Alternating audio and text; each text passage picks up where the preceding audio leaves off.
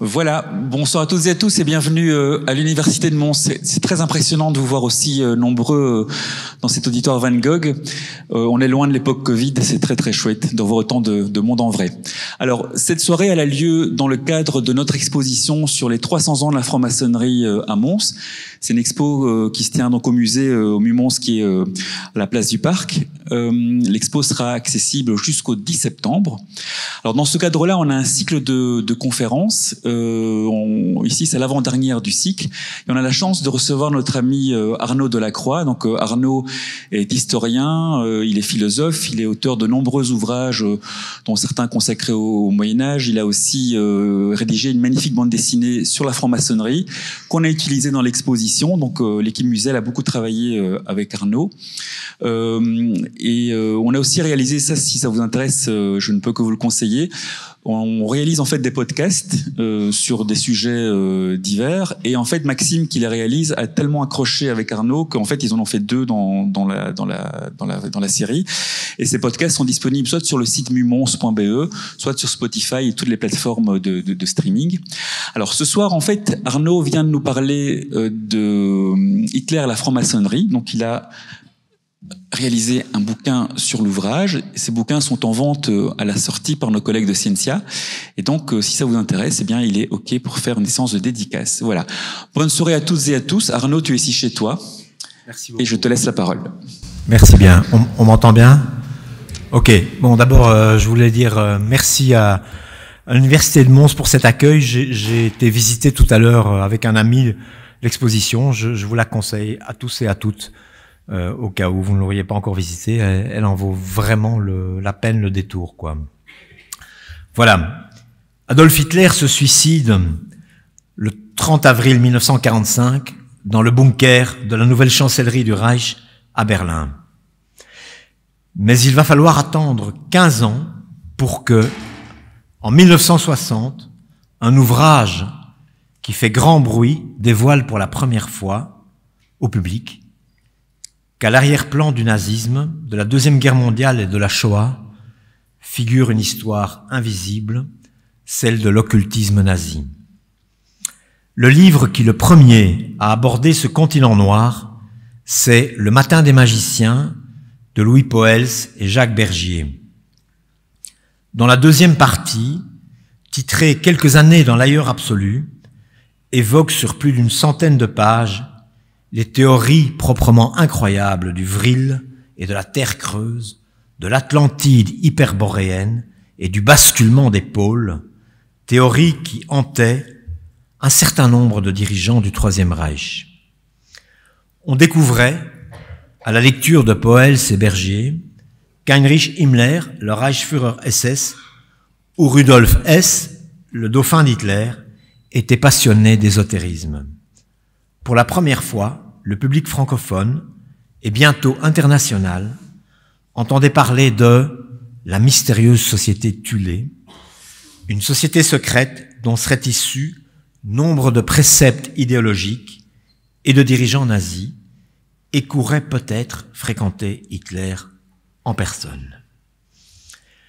Le Matin des magiciens, on le sait aujourd'hui, est un ouvrage qui fourmille d'erreurs, d'exagération, d'approximation hasardeuse.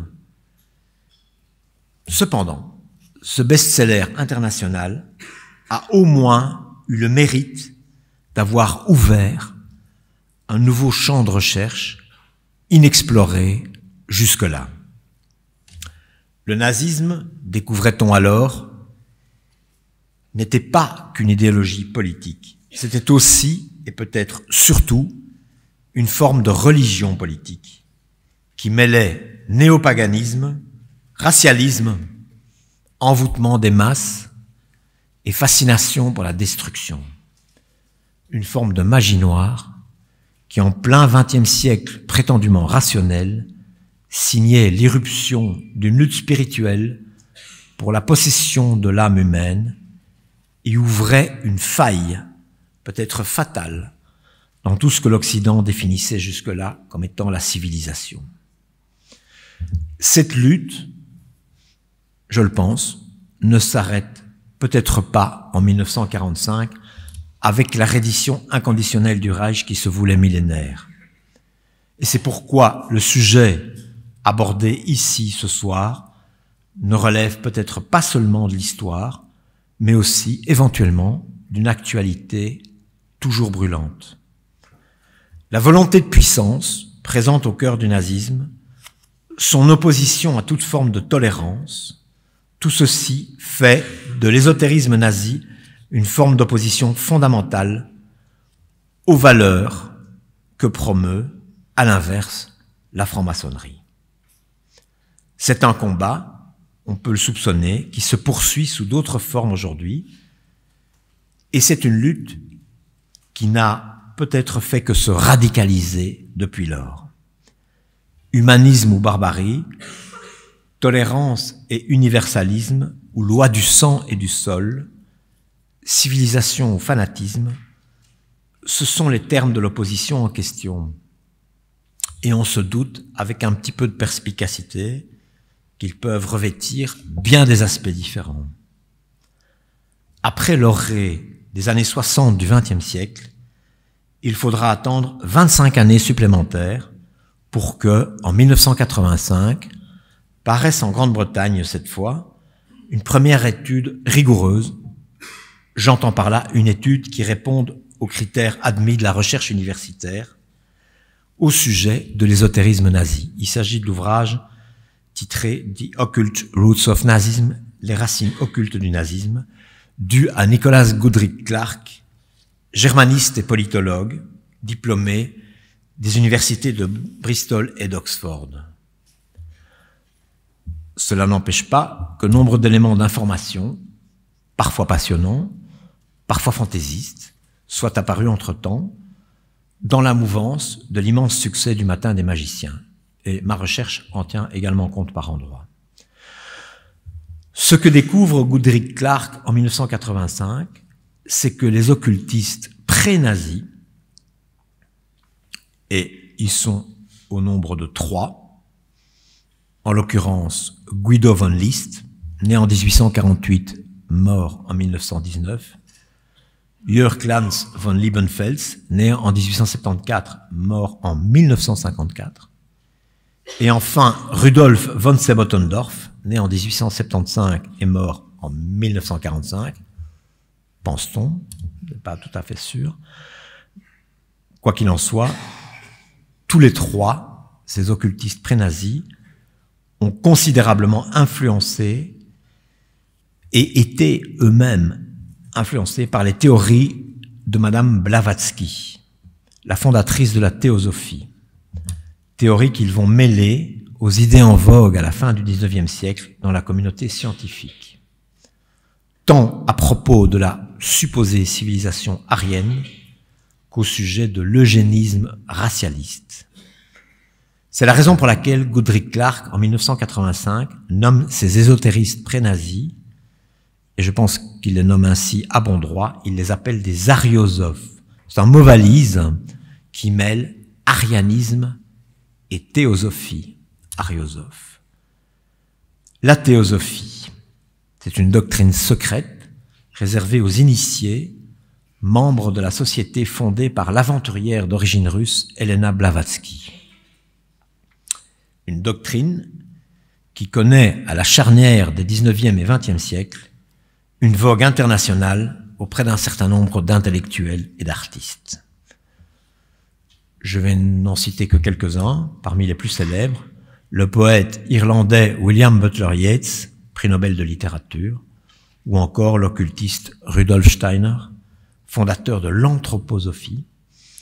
On connaît aujourd'hui les écoles Steiner, tout comme on connaît la biodynamique steinérienne à la mode dans l'agriculture ou la vinification bio.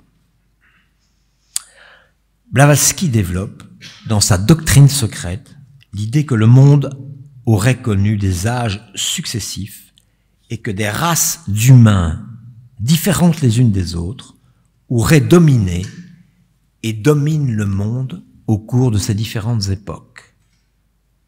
Au même moment, la communauté scientifique, les philologues en tête, pensent découvrir, derrière les différentes langues indo-européennes, l'existence d'une origine commune, d'une civilisation mère, véritable tronc commun dont proviendraient tant les Celtes que les habitants de l'Inde, tant les Grecs que les Latins ou encore les Germano-Scandinaves. Tous partageraient à l'origine une langue mère, des valeurs, un système politique, une mythologie. C'est la supposée civilisation indo-européenne ou aryenne, du mot sanskrit arya, signifiant noble, fidèle, et désignant des populations ancêtres des Perses. Les ésotéristes ariosophes auront au fait de rêver que cette supposée civilisation mère, composée de grands dolichocéphales blonds, serait originaire de l'Atlantide, le continent disparu dont parlait le philosophe Platon, ou encore qu'il serait originaire d'une civilisation hyperboréenne, elle aussi disparue, et originellement située aux confins du monde, dans l'Ultima Thule, dont avait parlé un explorateur de l'Antiquité, le marin Pythéas de Marseille, parti voyager vers le nord entre 340 et 285 avant notre ère. Là aurait régné un climat paradisiaque. Là aurait éclos une civilisation merveilleuse avant qu'un cataclysme terrifiant, un changement d'inclinaison de l'axe terrestre ne se traduise par une glaciation ou ce déluge dont la Bible a conservé l'écho, une catastrophe qui devait contraindre les Ariens à quitter leur Thulé originelle pour se répandre sur le globe et répandre du même coup leur civilisation incomparable à travers l'ensemble de la planète. Le Jésus blond des ésotéristes pré-nazis et du christianisme revisité par les nazis s'explique de cette façon. Il est arien et non pas juif. Tout comme d'ailleurs la caste guerrière de l'Inde primitive serait originellement celle des envahisseurs blancs venus du Nord, jaloux de leur précieux sang et ne souhaitant pas le voir se mélanger avec celui impur des castes inférieures constituées par des indigènes à la peau sombre. Les prêtres de l'Égypte antique, la classe des patriciens romains dans la Rome primitive, et en fait toute aristocratie et toute civilisation digne de ce nom serait originellement le fait des Ariens à la supériorité raciale indiscutable. Pour l'occultiste Jörg Lanz von Liebenfels, ces Ariens bénéficiaient carrément de dons surnaturels.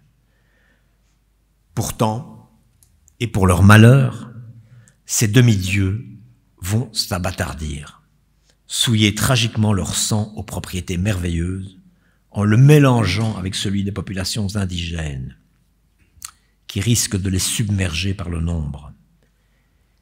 Et c'est ainsi que se profile bientôt, dans la conception du monde développée par les ariosophes, la présence d'un ennemi sournois, l'ennemi par excellence des bienfaits du sang arien.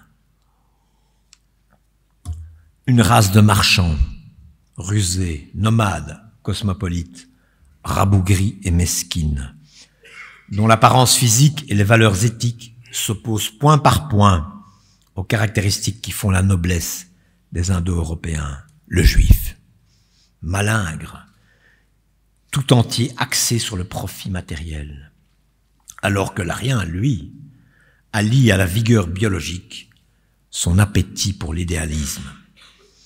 L'innocence foncière du grand guerrier blond en fait la victime idéale du sémite obscur, voué entièrement à amasser les richesses matérielles.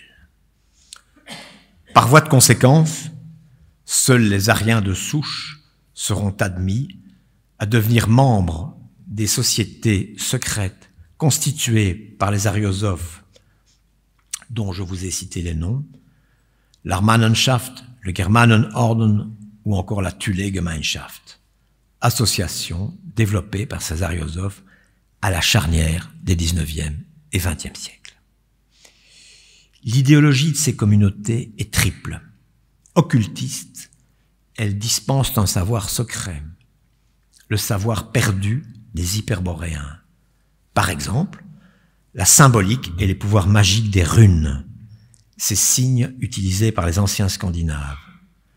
Au plan politique, ces fraternités combattent par tous les moyens, y compris le recours à l'assassinat, les systèmes de la démocratie ou du communisme naissant, qui sont tous deux perçus comme anti-aristocratiques. Enfin, racialisme et antisémitisme règnent dans le recrutement, les discours et les brochures émanant de ces sociétés. On retrouvera tous ces éléments à l'œuvre dans l'Ordre noir SS, censé représenter l'aristocratie du régime nazi. Bien avant cela, ces différents éléments seront repris par Alfred Rosenberg, le philosophe, l'idéologue du nazisme, qui finira pendu à Nuremberg en 1946, l'auteur en 1930 du mythe du XXe siècle. Dès 1935, pour sa part, Heinrich Himmler devait fonder l'Ahnenerbe, autrement dit l'héritage des ancêtres, société de recherche vouée à retrouver les traces de l'héritage ancestral des Aryens.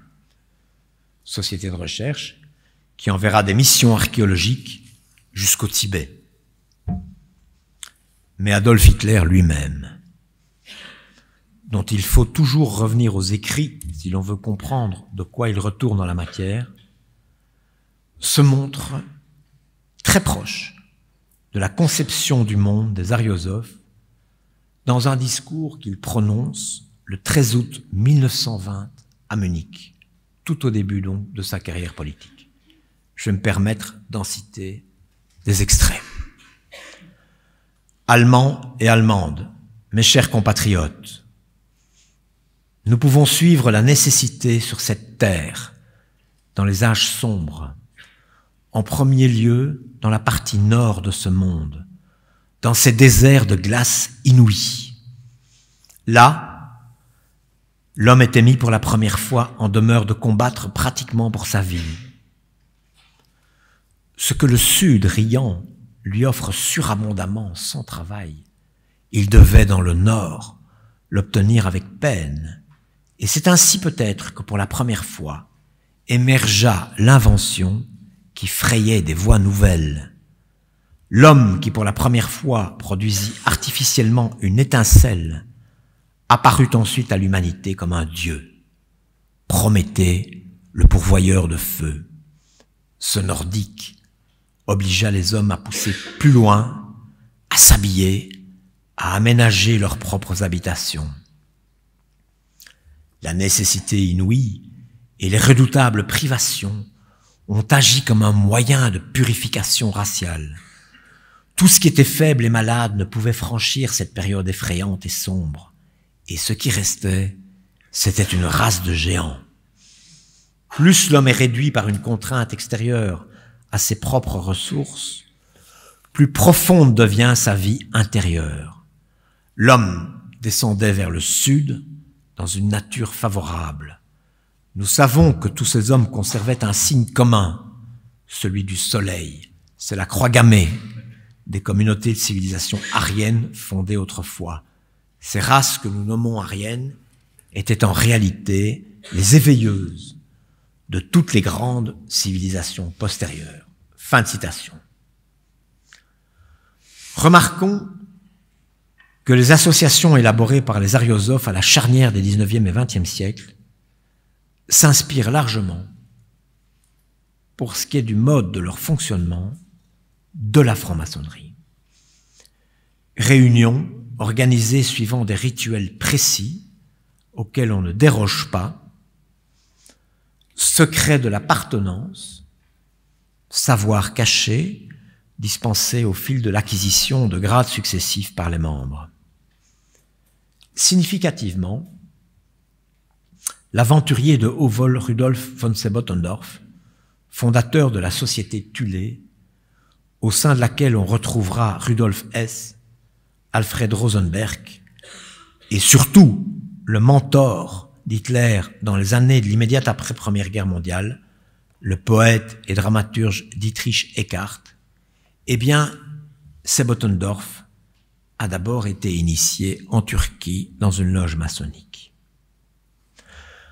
Quant à Karl Maria Willigut, le gourou d'Himmler, le visionnaire des runes, que le SS surnommait affectueusement le Vieux, il avait, lui, appartenu à une société paramaçonnique où Eichmann sera également introduit, la Schlaraffia.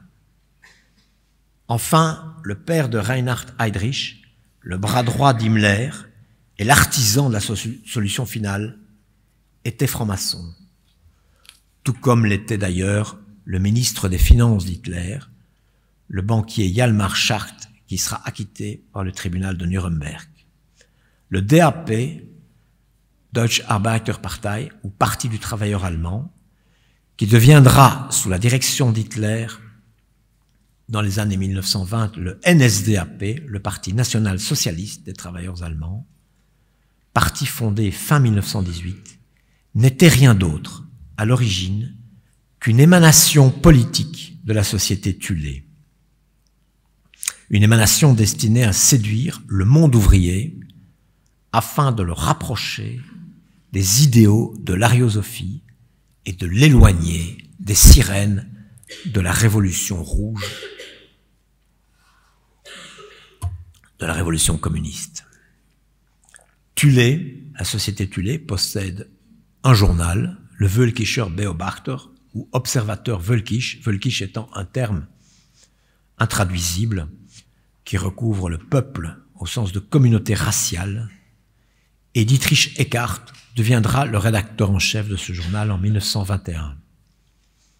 Ce journal, dès 1920, est l'organe officiel du parti nazi, racheté par des proches d'Hitler. La haine idéologique fondamentale que va développer le nazisme à l'égard de la franc-maçonnerie ne va pas, on le voit, sans certaines troublantes contiguïtés que je nommerais, faute de mieux, circonstancielles. En septembre 1919, lorsque Hitler, employé par l'armée allemande, dans les rangs de laquelle il a vaillamment combattu sur le front des Flandres, est chargé d'assister, pour ensuite faire rapport à ses supérieurs, à une réunion du minuscule parti dont il ignore alors, comme à peu près tout le monde, qu'il n'est que l'émanation visible d'une association invisible, eh bien, il fait, en septembre 1919, connaissance avec son fondateur, le serrurier Anton Drexler. Celui-ci, séduit par la personnalité d'Hitler, lui remet, à l'issue de la réunion, en septembre 1919, sa petite brochure intitulée « Meine politisches Erwachen », mon éveil politique. Il lui remet cette brochure vraisemblablement dans l'espoir de faire un nouvel adepte, un nouveau membre du minuscule parti. Drexler n'imagine certainement pas la suite des événements. Comment l'ex-caporal d'origine autrichienne va l'évincer de la direction du parti avant de devenir le Führer du peuple allemand et finalement déclencher une guerre mondiale. Hitler dira pour sa part, dans Mein Kampf, avoir été séduit par l'idéal qui animait le petit parti. Et c'est la raison pour laquelle je me suis procuré une copie de la très rare brochure d'Anton Drexler, cette brochure qu'il a remise à Hitler le soir où l'ex-caporal a assisté donc pour la première fois à une réunion du petit parti. Je pense que cette brochure est une des sources de l'idéologie immédiatement pré-nazie. La voici. Ce qui est intéressant, c'est que Drexler, le fondateur du parti, du Deutsche Arbeiterpartei, le Parti du travailleur allemand, revient dans cette brochure à différentes reprises déjà sur la franc-maçonnerie. Je relève parmi différentes affirmations du même acabit dans cette brochure, celle-ci qui, je pense, les résume toutes. Je cite Anton Drexler. « Si l'on sait que depuis des décennies, la franc-maçonnerie internationale s'évertue à faire en sorte que les hommes d'État soient exclusivement des frères en loge, alors on peut se faire une petite idée de ce qui sortirait d'une cour suprême qui serait libérée des influences maçonniques. Beaucoup d'hommes d'État allemands reconnaîtraient alors qu'ils servaient involontairement la politique du capitalisme juif international. » Le même Anton Drexler parle ailleurs dans sa brochure de, je le cite une nouvelle fois, la plus importante question de ma vie politique, la question juive. On trouve là, je pense, quelques éléments fondamentaux de la future idéologie nazie. La question juive est la question la plus importante, celle dont découlent toutes les autres questions. Et servir les intérêts maçonniques, c'est en réalité servir les intérêts juifs. Et ceux-ci se confondent avec ceux du capitalisme international. Enfin, un complot est à l'œuvre qui réserve les plus hautes fonctions du gouvernement de l'État allemand, mais aussi des États à travers le monde, à des membres des loges, eux-mêmes manipulés sans qu'ils en soient conscients par le judaïsme. Cet amalgame entre franc-maçonnerie et conspiration juive mondiale, ou vu sous un autre angle, entre antimaçonnisme et antisémitisme, cet amalgame remonte assez loin. Il puise ses racines jusque dans un ouvrage paru peu après la Révolution française. Et cet ouvrage, c'est les Mémoires pour servir à l'histoire du jacobinisme de l'abbé Baruel. Drexler et les nazis recueillent clairement l'idée d'un complot judéo-maçonnique à travers un autre ouvrage, postérieur celui-là, les fameux protocoles des sages de Sion, qui ont paru vers 1903 pour la première fois en Russie. Les émigrés russes les emporteront, ces protocoles des sages de Sion, dans leur bagage après la révolution bolchevique, la révolution communiste d'octobre 1917, et ils seront traduits en Allemagne dès 1919, 2 ans après la révolution de 1917. Le Balt, Alfred Rosenberg, proche de Dietrich Eckart, le mentor d'Hitler dans les années 20, va les publier, ces protocoles des sages de Sion, en feuilleton dans le Völkischer Beobachter, l'organe officiel du parti nazi que j'ai déjà cité. Et Hitler, à son tour, dans Mein Kampf, va souligner combien la hargne des Juifs à l'encontre des protocoles des sages de Sion serait une preuve de leur authenticité. On sait aujourd'hui que les protocoles constituent un faux. Et on le sait notamment parce que ces protocoles comportent un certain nombre de passages directement plagiés, on dirait aujourd'hui copier-coller, n'est-ce pas, sur un texte paru en Belgique, à Bruxelles, en 1864, et publié par un avocat français, Maurice Joly. Ce texte s'intitulait « Le dialogue aux enfers entre Montesquieu et Machiavel ». Et ce texte visait à dénoncer les turpitudes du régime de Napoléon III. Et donc, on retrouve des passages entiers, copiés-collés, plagiés, dans les protocoles des sages de Sion, empruntait à ce dialogue aux enfers entre Montesquieu et Machiavel, publié à Bruxelles, à la fin du XIXe siècle. Le but que poursuit le juif et que prétendent révéler au grand jour les protocoles, c'est la domination du monde. Ceci via différentes ramifications, comme les appellera Hitler dans Mein Kampf en 1925. Ces ramifications, aux yeux d'Hitler, c'est quoi? C'est les menées du libéralisme économique, les idées révolutionnaires, autrement dit le communisme, n'est-ce pas? Et enfin, la franc-maçonnerie universelle. Voici ce que dit au sujet de la franc-maçonnerie Hitler dans son livre. Je le cite. Pour affermir sa situation dans l'État, le juif cherche à abattre toutes les barrières par lesquelles la race et l'état civil avaient d'abord gêné sa marche. Et pour cela, il combat avec toute la ténacité qui lui est propre en faveur de la tolérance religieuse. Et il a dans la franc-maçonnerie, qui est complètement tombée entre ses mains, un excellent instrument pour mener une lutte qui lui permette de parvenir astucieusement à ses fins. Les classes dirigeantes et les hautes sphères politiques et économiques de la bourgeoisie, prises dans leur réseau maçonnique, deviennent sa proie sans qu'elle puisse s'en douter. Fin de citation. De son côté, Alfred Rosenberg, le philosophe du nazisme, affirme en 1930, dans le mythe du XXe siècle, au sujet de la maçonnerie, je le cite, « Cette contre-église prêche la disparition totale des frontières.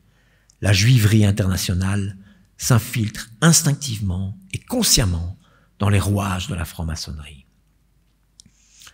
Celle-ci, la franc-maçonnerie, d'après Rosenberg, je le cite encore une fois, sape année après année les fondements de l'essence germanique. Et c'est précisément la communauté organique de l'homme nordique, se descendant le plus proche de l'arien des origines, qui vise à rétablir dans son intégrité le mythe dont Rosenberg se fait le propagandiste. On aura compris dès lors que la maçonnerie constitue, tant pour Rosenberg que pour Hitler, une menace qu'il va falloir combattre à tout prix. Dès 1935, je rappelle qu'Hitler est parvenu au pouvoir en Allemagne en janvier 1933, dès 1935, donc 2 ans plus tard, à l'été 1935, les sociétés secrètes sont interdites dans le Reich. Leurs biens et leurs archives sont confisqués. La loi, voulue par le Führer lui-même, vise avant tout la maçonnerie, dont les membres des hauts grades seront souvent en but à des enquêtes, des vexations, des poursuites diverses. Et il va en aller ensuite de même dans les pays occupés lors de la Seconde Guerre mondiale, en particulier en France, où Pétain, le maréchal Pétain, était lui-même animé par un antimaçonnisme viscéral. Mais ce combat antimaçonnique, mené tant par Hitler en Allemagne que par un Pétain, par exemple, en France, on doit à la vérité historique de le souligner, c'est un combat avant tout idéologique. Aux yeux de l'appareil nazi, le franc-maçon est en quelque sorte récupérable, de même d'ailleurs que le communiste. Tous deux se trouvent en dernier ressort manipulés inconsciemment. Ils se sont fourvoyés idéologiquement et ils méritent pour cette raison d'être rééduqués. Pourquoi ? Parce qu'ils sont fondamentalement membres de la communauté raciale, dont ils n'étaient que politiquement retranchés. Tandis que le juif, lui, c'est tout autre chose. Le juif, selon les vues du racialisme biologique adopté par le parti-État nazi, eh bien le juif, comme le porteur de maladies héréditaires, constitue au berceau déjà un danger. Et il doit à ce titre être éliminé, si l'on veut du moins préserver et restaurer dans son intégrité la Gemeinschaft des Volksgenossen, la communauté des membres du peuple. Ce combat idéologique est illustré, et je voudrais finir par là, par une brochure éditée en 1938 et constamment rééditée ensuite par la SS, brochure qui bénéficie même d'une préface du SS Obergruppenführer Heydrich, le lieutenant de Himmler. Cette brochure s'intitule sobrement Der Freimaurerei, la franc-maçonnerie, et elle est sous-titrée Idéologie, organisation et politique. C'est un petit ouvrage signé Dieter Schwartz qui livre une histoire assez bien documentée de la maçonnerie, même si cette histoire verse dans le travers de voir la main invisible de la maçonnerie à l'œuvre tant dans la Révolution française que dans les guerres de 1870 et de 14-18. Les fraternisations entre soldats ennemis se rendant visite en loge, nonobstant les hostilités, étant particulièrement détestées par l'auteur, qui les décrit comme autant de monstrueuses trahisons. L'internationalisme, la fraternité universelle entre races et peuples sont continuellement pointés ici comme les enseignements maçonniques par excellence, et par excellence opposés aux idéaux du national-socialisme, qui sont ceux de la nation, de la race, de la communauté du peuple, trois termes interchangeables sous la plume des auteurs nazis, à commencer par Hitler lui-même, l'idéologue en chef du mouvement. Plus fondamentalement encore, les devoirs du franc-maçon envers son ordre, obéissance et silence. Ces devoirs entrent, selon Dieter Schwartz, l'auteur de la brochure, en contradiction avec le devoir et la responsabilité inconditionnelle que réclame de chaque individu le national-socialisme. Un mouvement qui annule d'ailleurs l'individualisme, tout comme la lutte des classes, au profit de l'appartenance à la communauté du sang et au profit de la filiation avec la communauté des morts. L'auteur SS rejoint ainsi l'objection que faisait déjà l'Église catholique et que pratique tout intégrisme, qu'il soit politico-religieux ou politico-religieux, comme dans le cas du nazisme, à l'encontre de la maçonnerie. Le membre de l'Église, quelle que soit cette Église, ne saurait servir de maître, appartenir à la fois à une communauté religieuse, où il ne saurait y avoir de secret pour le prêtre qui écoute le croyant en confession, et appartenir à une société fraternelle qui réclame de ses membres fraternité entre eux et discrétion vis-à-vis de l'extérieur. Je vous remercie.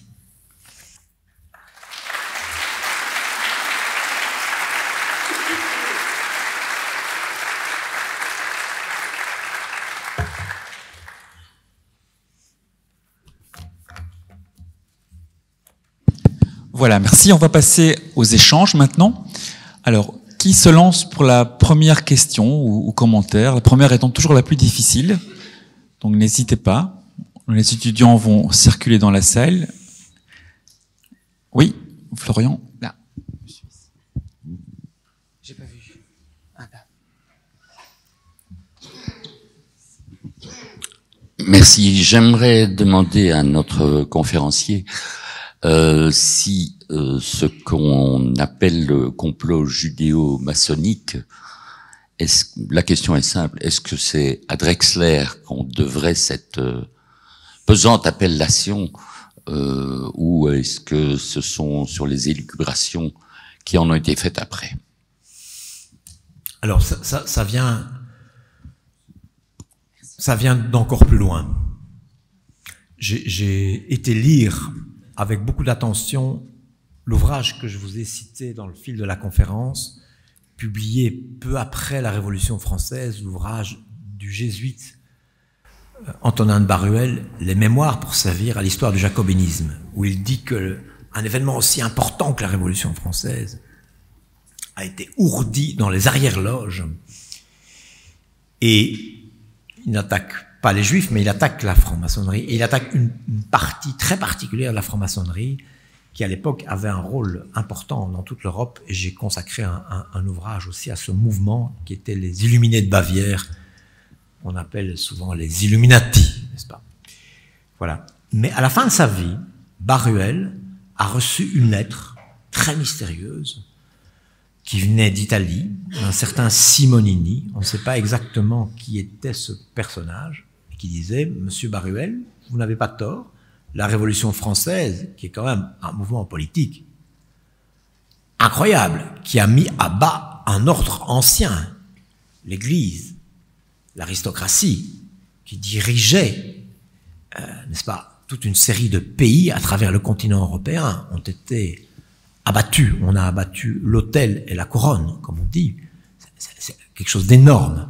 Hein. Et donc on a chez ce premier auteur complotiste, comme on l'appelle, Baruel, cette idée que tout ça a été ourdi, qu'il s'agit d'un plan qui a été mis sur pied dans les arrière-loges par une fraction de francs-maçons, les Illuminés. Eh bien, dans la lettre de Simonini que reçoit Baruel à la fin de sa vie, il dit « Derrière les Illuminés, il y a encore une autre puissance, et ce sont les Juifs. » Voilà. Et là, on a les racines, vraiment. Donc, on est à un moment donné où Baruel rentre en France après que Napoléon y ait pris le pouvoir, après son coup d'État, n'est-ce pas? On est au début des années 1800. Et là, on est vraiment à l'origine de ce mythe d'un complot judéo-maçonnique. Hitler en hérite, par contre, ça je pense c'est très très clair, à travers les protocoles des sages de Sion. Donc un texte très mystérieux, publié à Moscou dans les années 1900, et nous ne savons toujours pas aujourd'hui qui est l'auteur de ce texte. On a cru le savoir à un moment donné, et aujourd'hui, les historiens les plus sérieux pensent, voilà, on ne connaît pas les auteurs de ces protocoles des sages de Sion, qui sont un texte, si un jour vous avez l'occasion de le lire, je le conseille, c'est une expérience intéressante, extrêmement troublant, hein, vraiment, voilà, qui prétendent annoncer une série d'événements, et qui annonce notamment une révolution. Et donc, quand aura lieu la révolution de 1917 en Russie, la révolution bolchevique, ça va apparaître aux yeux de l'aristocratie russe notamment, comme la preuve que ces protocoles, eh bien, sont véridiques et authentiques, n'est-ce pas? Et c'est la raison pour laquelle ces Russes, quittant la Russie communiste, vont les emmener dans leurs valises à travers toute l'Europe et qu'ils vont être très rapidement traduits. En Allemagne, je l'ai dit, notamment dans le Völkischer Beobachter, l'organe officiel du parti nazi, mais aussi en France, dans le journal des sociétés secrètes, dirigé par Monseigneur Jouin, donc là on est du côté de l'Église catholique, et aux États-Unis, par quelqu'un de très important, n'est-ce pas, qui est Henry Ford, un des grands entrepreneurs américains, quelqu'un qui a construit la voiture Ford, donc qui a motorisé la société américaine.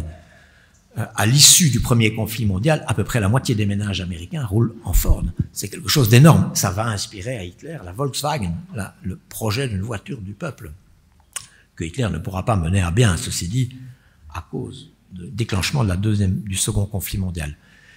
Mais donc voilà, on va retrouver ces protocoles traduits aux États-Unis, traduits en France, traduits en Allemagne. Et Hitler en hérite très clairement.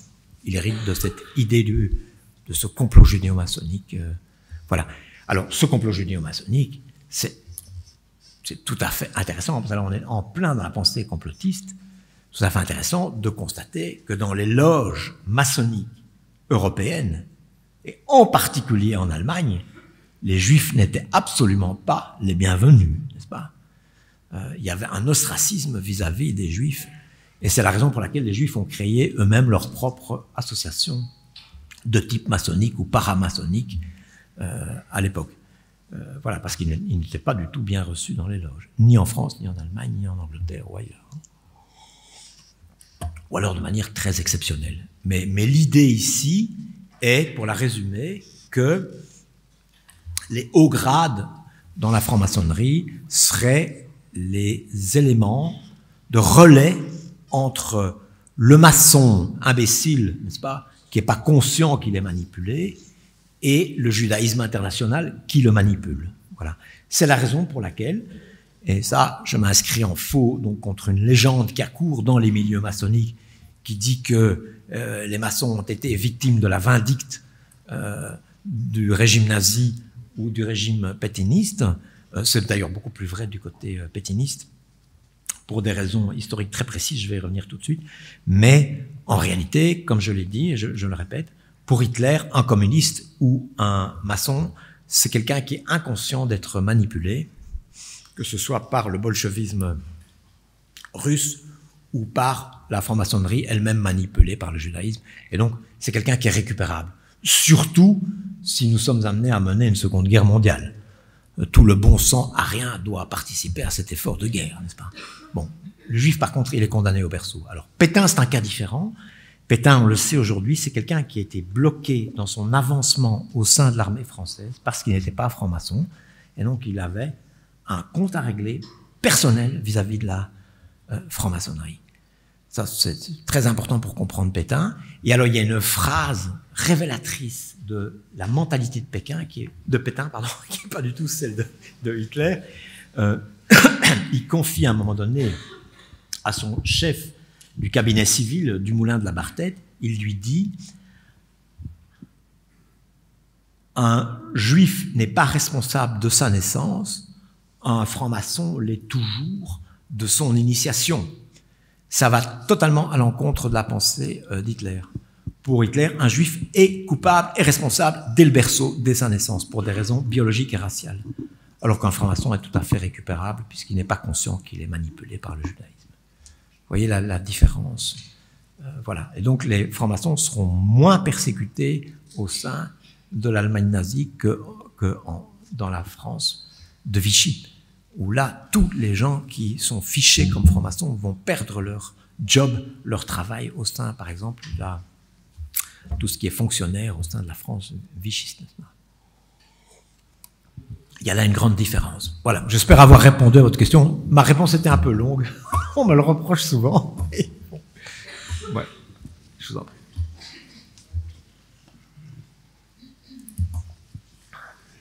Oula. Merci beaucoup, monsieur. Et pardon, pour revenir uniquement à des notions historiques et un peu ésotériques, est-ce qu'on sait pourquoi réellement ils avaient choisi le nom de Thulé? Est-ce que réellement ils croyaient que c'était une ville ou un continent ou quelque chose comme ça? Parce que moi, j'ai beau regarder dans les livres d'histoire, je ne connais pas réellement le nom originaire de Thulé. Merci beaucoup. Hein. Merci. Oui. Donc la société Thulé, la Thulé Gemeinschaft, est une filiale du Germanenorden. Et le Germanenorden, l'ordre des Germains, c'est une société qui, je dirais, calque son fonctionnement sur la franc-maçonnerie, mais dont l'idéologie est totalement différente de celle de la franc-maçonnerie. Donc c'est pas du tout une société universaliste, c'est une société de type racialiste et antisémite. Voilà. Et il y a un mythe de Thulé au sein de cette société, bien entendu, et qu'on retrouve par exemple déjà dans des poèmes de Goethe, hein, la ballade de Thulé, etc., et qui provient, là de nouveau, si on veut retourner à l'origine, à une relation de voyage qui vient de la Grèce antique, un voyageur Pythéas de Marseille, qui aurait été dans le nord et qui aurait découvert dans le nord une île, Ultima Thule, n'est-ce pas? Voilà. Alors, qu'est-ce que c'est que Ultima Thule? Est-ce que c'est une création purement imaginaire?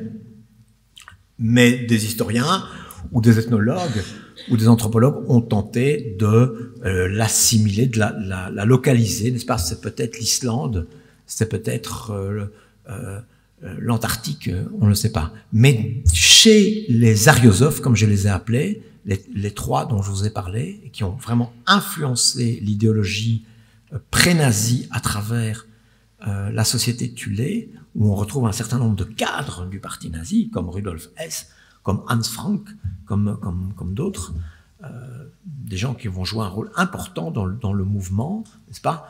Eh bien, ça incarne une origine mythique d'où viendraient les Ariens. Hein? Et comme il y aurait eu un basculement des pôles, cette zone se serait retrouvée complètement dans un état de glaciation qui aurait contraint la population de cette zone à se répandre sur la planète, où elle aurait répandu la civilisation.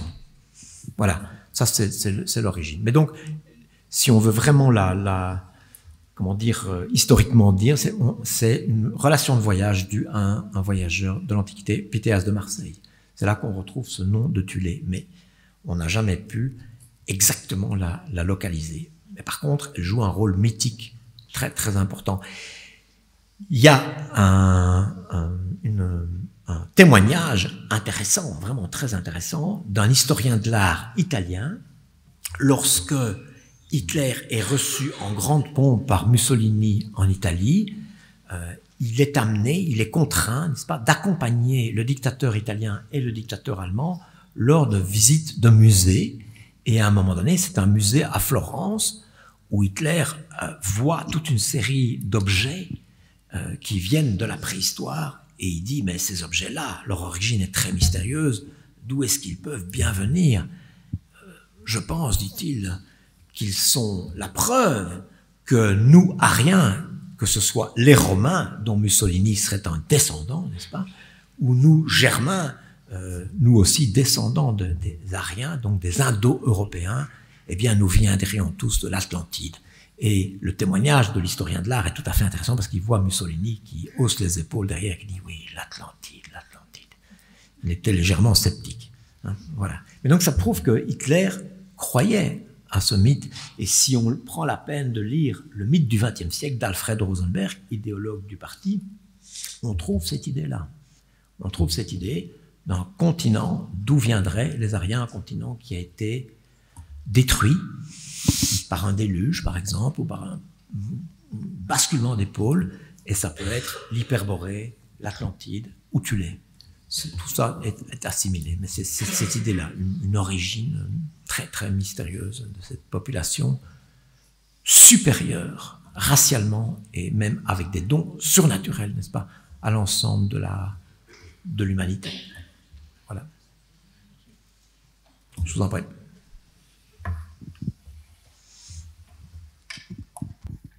Bonsoir, je vous remercie pour cette excellente conférence. Je prends énormément de plaisir à vous écouter. Et j'ai une question à vous poser pour étoffer peut-être la conquête du Graal chez les nazis, mais encore la conquête l'idée de la conquête du Graal chez les francs-maçons. Puis-je vous poser cette question? Waouh, fameuse question. Bon, alors il se fait que j'ai deux centres d'intérêt dans mes recherches. C'est essentiellement la civilisation médiévale et effectivement ce qui s'est passé au cours de la Seconde Guerre mondiale. Je prépare encore d'autres choses dans ce domaine. Et dans ce cas-là, on a un croisement des deux. Voilà, donc j'ai publié un essai qui s'intitule « Himmler et le Graal ». Himmler était véritablement donc le chef de la SS, le Reichsführer SS était obsédé par le Graal. Et il a cru, n'est-ce pas, que le Graal se trouvait peut-être en France, dans l'Ariège, n'est-ce pas, dans cette forteresse qui a été le dernier refuge des Cathares. Voilà, parce qu'il a cru, il a lu et il a été fasciné, Himmler, par un essai que j'ai lu d'un jeune Allemand, un philologue allemand qui s'appelait Otto Rahn, qui a séjourné dans l'Ariège dans les années 30, qui a écrit un livre Kreuzzug gegen den Graal, croisade contre le Graal. Et où Otto Rahn, le philologue allemand en question, développe la théorie que le Graal se serait retrouvé à Montségur, n'est-ce pas? Je ne sais pas si certains d'entre vous ont été à Montségur, c'est un lieu fascinant. Moi, j'ai grimpé la colline, la montagne jusqu'en haut. Voilà, se serait retrouvé là. Alors pourquoi Montségur? Mais il y a une raison à ça, c'est parce que dans les textes médiévaux, n'est-ce pas, le Graal apparaît chez un écrivain français, Chrétien de Troyes, l'inventeur du roman, parce qu'il écrit en langue romane. Et il écrit d'abord pour la comtesse de Champagne, à Troyes en Champagne, c'est pour ça qu'on l'appelle Chrétien de Troyes. Et puis à la fin de sa vie, il écrit pour quelqu'un qui est proche de nous, c'est le comte de Flandre, qui va mourir en croisade, et Chrétien de Troyes va disparaître à ce moment-là, et il écrit son dernier roman, qui est inachevé, qui s'appelle Perceval ou le Comte du Graal, où il est question pour la première fois, en tout cas de manière écrite, du Graal. Voilà, il y a un cortège du Graal, il y a un objet très mystérieux, peut-être l'objet le plus mystérieux que nous ait légué la civilisation médiévale, qui est le Graal. Et puis, il y a un poète allemand, peu de temps après, une vingtaine d'années après, qui s'appelle Wolfram von Eschenbach, qui est un chevalier poète, qui va donner sa propre version du conte du Graal. Et il va l'intituler, non plus Perceval, mais Parzival. Et Wagner va s'en inspirer à la fin du 19e siècle pour écrire son opéra, pour composer son opéra Parsifal.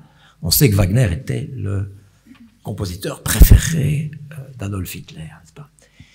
Et dans la version de Wolfram von Eschenbach, les Templiers sont les gardiens du Graal. C'est quelque chose de nouveau par rapport à la version originelle de Chrétien de Troyes.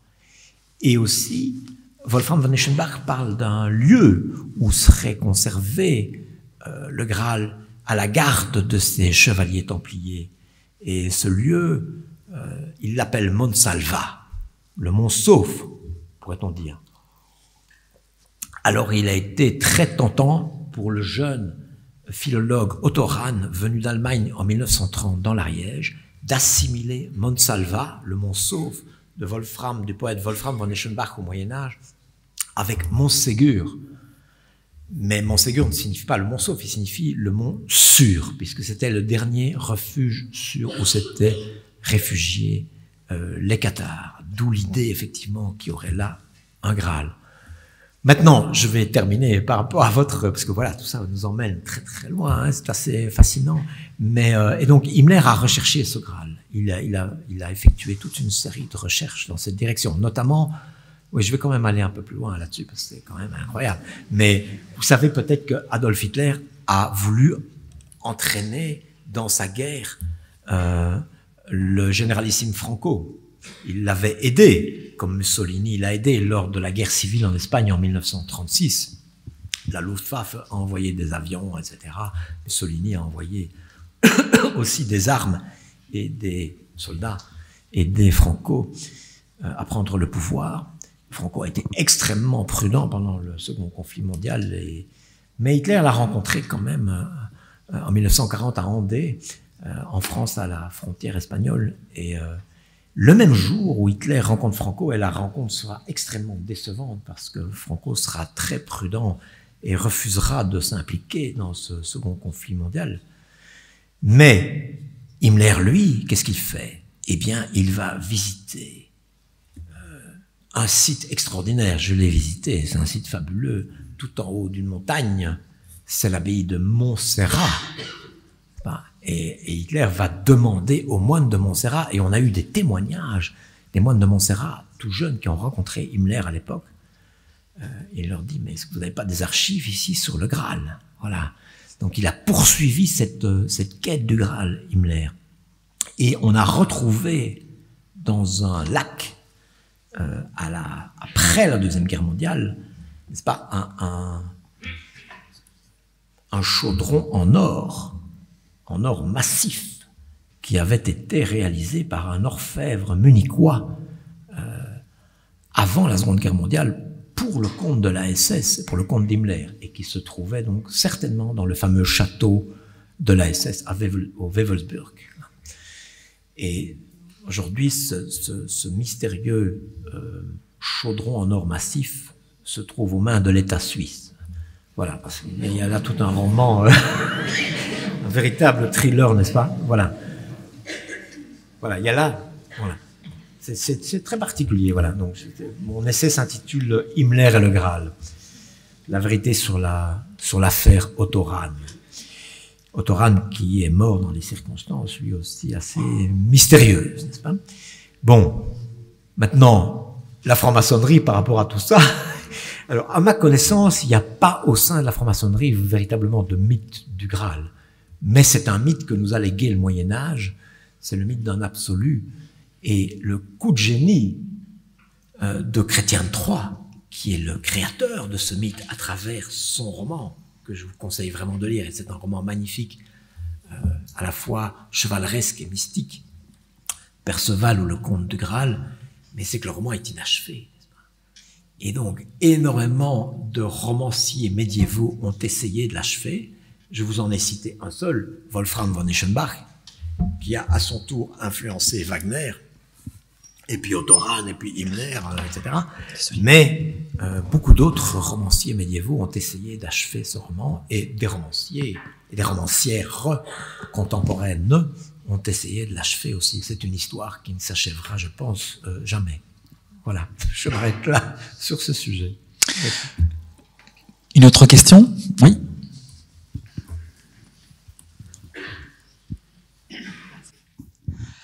Bonsoir, merci pour cette intéressante conférence.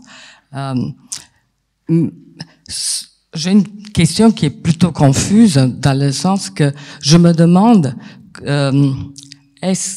deux sont les questions, par rapport comment un complot peut naître, quels sont les ingrédients qui vont faire prendre la sauce d'un côté.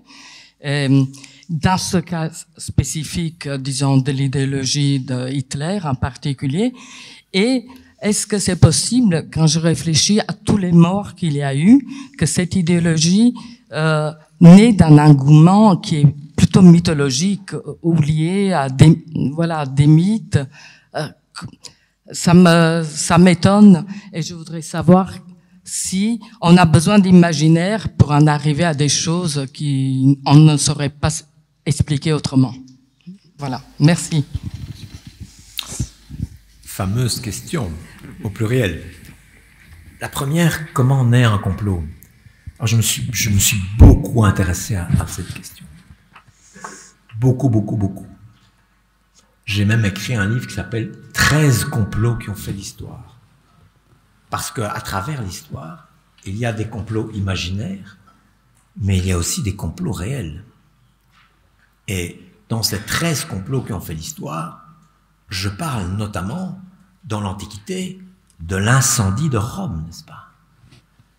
On a attribué cet attentat contre la ville, qui était la capitale d'un empire, on l'a carrément attribué à l'empereur lui-même, Néron en l'occurrence. Une rumeur a dit à l'époque qu'on l'aurait vu chanter et jouer de la lyre pendant que la capitale était en flammes.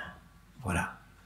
Aujourd'hui, on pense que le feu a pris au sein du forum à Rome. On sait, par des études récentes, voilà, c'est marrant, on parle de complot, le micro commence à siffler, n'est-ce pas? C'est inquiétant. On sait à peu près que météorologiquement, il faisait très chaud ce jour-là, et sans doute le feu a pris au sein du forum romain à partir d'un brasero qui était allumé pendant la nuit. Mais le problème de l'empereur, c'est qu'on l'a accusé. Et il a fallu, lui, qu'il trouve une solution à ça. Son pouvoir était mis en question, n'est-ce pas? Comme on peut mettre en question le pouvoir de certains dirigeants lorsque les choses commencent à vaciller autour d'eux. Je ne vais pas citer de cas contemporains. Et apparemment, dans l'entourage de Néron, sur les assonances comme ça, hein, dans son entourage, il y a quelqu'un qui a eu cette idée géniale de dire, ben, il y a une secte là, à Rome là, des gens qu'on n'aime pas beaucoup, c'est les chrétiens, on va mettre ça sur leur dos. Voilà. Voilà comment on est un complot, n'est-ce pas? Je pense qu'il faut trouver une explication. Je crois que c'est très important. Un autre complot, l'invention d'un complot, l'origine d'un complot, que j'ai étudié dans mon livre 13 complots qui ont fait l'histoire, c'est au Moyen-Âge, l'apparition de la peste. Là aussi, ça peut nous parler. Nous avons vécu, parfois péniblement, n'est-ce pas, la pandémie, Covid. D'où ça vient? Qu'est-ce qui s'est passé? Laboratoire à Wuhan, pas machin, truc, vaccin, non, c'est pas simple, hein? On l'a vu. Hein? Au Moyen-Âge, vous imaginez, ça s'est passé, ça. Tout à coup, la peste est apparue en Occident. Et on sait aujourd'hui que les historiens, les chroniqueurs occidentaux et les évaluations contemporaines correspondent, à peu près un tiers de la population européenne a disparu en quelques années. C'est un traumatisme énorme. Et c'est ce qui a fait basculer le monde européen à cette époque-là. C'est la fin du Moyen-Âge, et on a basculé dans une nouvelle période qu'on a appelée la Renaissance. Mais un tiers de la population avait disparu. Ce qui a peut-être permis cette Renaissance, d'ailleurs. N'est-ce pas? On ne va pas faire de l'humour noir, mais à l'époque, il a fallu trouver une explication. On ne connaissait pas les virus, on ne connaissait pas les microbes, tout ça. Et donc, des rumeurs, très vite, se sont fait jour. On a accusé, là, les lépreux et les juifs. Et on a dit, les lépreux et les juifs empoisonnent l'eau des puits. Et les gens boivent l'eau des puits. Et c'est comme ça que la peste s'est répandue en Occident. Parce qu'il fallait trouver une explication. Et puis, il y a des gens un peu plus malins qui se sont dit, mais les Juifs eux-mêmes boivent l'eau des puits. Et puis, on voit les Juifs eux-mêmes mourir, et les lépreux aussi. Voilà. Mais enfin, en notre temps, on les avait massacrés joyeusement. Notamment à Bruxelles, on a massacré toute la communauté juive à l'époque. Je pense que l'explication par le complot fait partie de l'esprit humain. On ne s'en débarrassera pas. Je pense que nous en avons... Non, mais là, voilà, je m'implique personnellement. Je pense que nous avons besoin d'explications. Quand la pandémie est apparue, nous avons besoin d'explications. Et il est très tentant de dire que dans un laboratoire, quelque part en Chine, avec peut-être la complicité de l'Institut Pasteur, etc., un virus a été répandu, et à qui est-ce que le crime profite, etc. Voilà. Là, nous avons assisté en direct, n'est-ce pas, peut-être, à l'émergence d'une rumeur. Voilà. Parce que l'esprit humain ne peut pas se contenter de vivre un événement traumatique sans trouver d'explication, c'est-à-dire de responsable. C'est ce qu'a fait l'abbé Baruel. Je ne pense pas que l'abbé Baruel était un type fondamentalement de mauvaise volonté. C'est un jésuite. Non mais... Et bon, l'ordre des jésuites, à l'époque, avait été interdit même par le pape. Imaginez. Et donc, il s'est retrouvé en Angleterre, et il s'est dit, mais c'est pas possible ce qui s'est passé en France, là, mon pays. On a un ordre millénaire, n'est-ce pas, qui attribuait le pouvoir à l'aristocratie, au roi et à l'Église. C'est des gens qui étaient dispensés d'impôts. On connaît aujourd'hui aussi des gens qui sont dispensés d'impôts. C'est curieux. Pourquoi? Des privilégiés comme ça. Et tout à coup, ce pouvoir a basculé. C'est incroyable ce qui s'est passé là. Et ce mouvement, il a petit à petit touché tout le continent européen. Et puis, il a contaminé même d'autres continents. C'est incroyable. Pour l'abbé Baruel, ça ne pouvait pas s'expliquer de façon multifactorielle. On l'explique aujourd'hui de façon multifactorielle. On se dit, l'État français était quasiment en faillite à l'époque. Et il faut remonter loin, peut-être aux guerres de Louis XIV, qui a vidé les caisses de l'État pour faire la guerre à toute l'Europe, n'est-ce pas? Il y avait des problèmes climatiques à l'époque. Les récoltes étaient très mauvaises, les gens étaient affamés. Et peut-être il y avait aussi des classes sociales qui étaient fatiguées, n'est-ce pas? Notamment l'aristocratie, puisque beaucoup d'aristocrates ont participé à la Révolution française. Je pense à un Mirabeau, par exemple, franc-maçon et révolutionnaire, n'est-ce pas? On a dit que la franc-maçonnerie, et c'est la thèse de l'abbé Baruel, était à l'origine de la Révolution française. On sait aujourd'hui qu'il y avait autant de francs-maçons pro-révolutionnaires que de francs-maçons anti-révolutionnaires. Et on peut citer des noms dans les deux camps.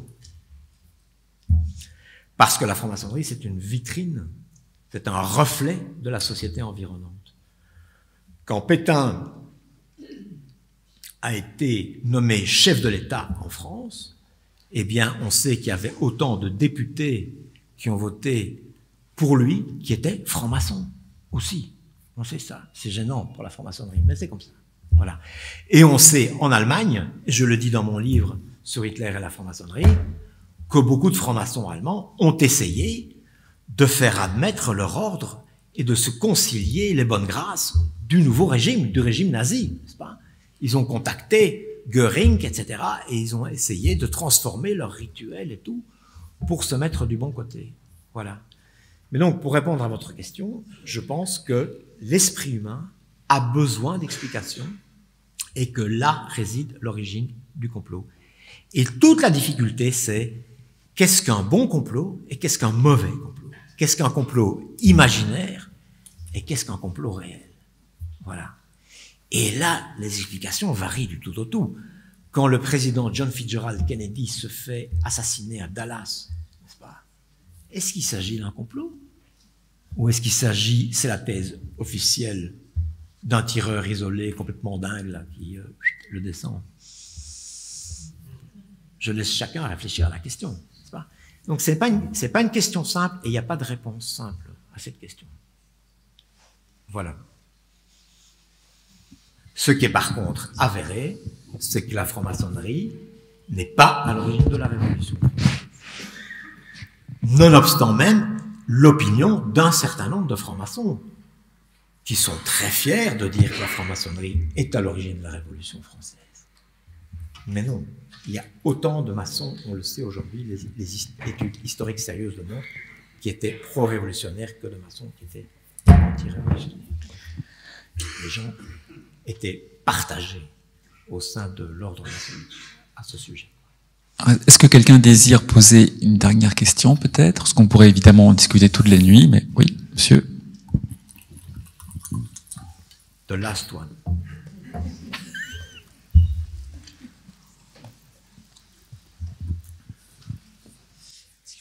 Excusez-moi, pour des raisons de santé, je ne parviens pas à me lever rapidement. Monsieur, je voudrais savoir si Pegasus est le nouveau couplet du XXIe siècle. Alors, j'avoue mon ignorance. Je connais les Illuminati, je connais Bill Gates, je connais Pfizer, mais j'ignore qui est Pegasus. Mais je pense que vous allez me l'apprendre. Mais je l'ignore. Péniblement, je vais vous l'apprendre parce que je ne suis pas versé profondément sur la question, mais il s'agirait d'un logiciel couplé à une forme de mémoire intelligente pour s'introduire à tout niveau de la société et au niveau mondial, de manière à ce que personne ne sache s'en échapper. Oui, alors c'est une prise d'information. Espion, c'est ça. Hein. Espion, oui, c'est ça. Qui a été utilisé par l'État d'Israël. Mise au point par le royaume du Maroc. La famille Netanyahou, entre autres, qu'on peut citer dans ce cas-ci. Okay. Et qui occupe donc une place en permanence au sein même d'Israël, puisque vous n'ignorez pas qu'Israël est divisé à l'intérieur de lui-même entre juifs du sud, hébreux du nord, et que elle appartient aux Ashkénazes croisés à des Khazars, parce qu'au fait, après la diaspora, la partie qui est partie vers l'est se sont croisés à des Khazars qui ont donné des descendants et qui après sont revenus en Israël en 48. Mais le problème, nous ne parvenons pas, séfarades, à réintégrer totalement l'État d'Israël qui changerait sa configuration au niveau mondial et qui serait nettement plus souple dans ses relations diplomatiques. Ok. Bon, à titre personnel, j'avoue mon ignorance, et je pense, voilà, on peut pas tout savoir et tout connaître par rapport à l'état de l'État d'Israël. C'est un sujet que je ne maîtrise pas, même si je pense qu'il est très intéressant. Donc, je ne peux pas vous répondre. Par contre, pour ce qui est d'un logiciel, c'est un petit peu comme les intelligences artificielles dont on parle beaucoup aujourd'hui, ChatGPT et d'autres, etc. Je pense qu'il s'agit d'instruments. Et ce sont des instruments qui vont nous poser question, certainement, à nous, êtres humains, dans les semaines, dans les mois, dans les années qui viennent. Ça, je le pense. Ils vont nous poser beaucoup de questions. J'étais très séduit, je l'avoue, je vais peut-être vous scandaliser, vous provoquer, mais vous savez peut-être que François Hollande est venu donner une conférence à Bruxelles il y a quelques jours. Et d'ailleurs, le même soir, Emmanuel Macron était présent à Bruxelles aussi. Ils n'ont pas logé dans le même hôtel. C'est un fait, c'est factuel. Voilà, je ne sais pas pour quelle raison. Hein. Mais Hollande, qui n'était pas un président extrêmement brillant, enfin bon, voilà, ça n'engage que moi. Mais il a dit des choses quand même intelligentes lors de cette conférence, je trouve. Hein. Et donc, je suis en train de perdre le fil, là. Ouf. Aïe, aïe, aïe. À propos de Pegasus, ouais. Ouh là là là là. Non, c'était... Voilà. Il y a des ondes. C'est difficile à maîtriser. Ouais.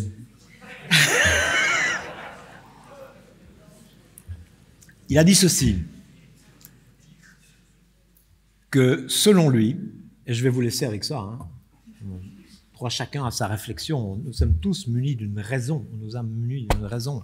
Comme disait Kant, qu'est-ce que la lumière?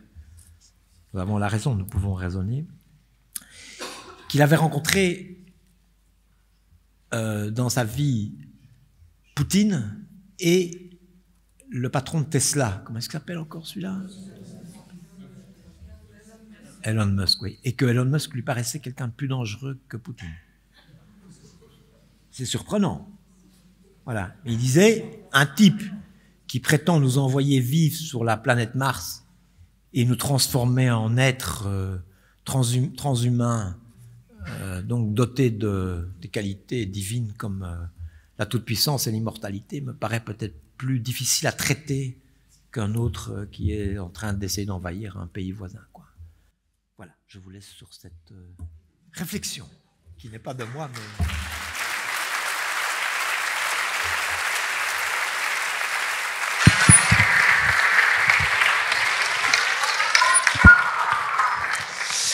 Voilà, merci beaucoup. Et donc, je vous rappelle que le bouquin Hitler et la franc-maçonnerie est en vente à la sortie par nos collègues de Cynthia et qu'Arnaud Delacroix est d'accord pour dédicacer. Merci à tous et bonne soirée.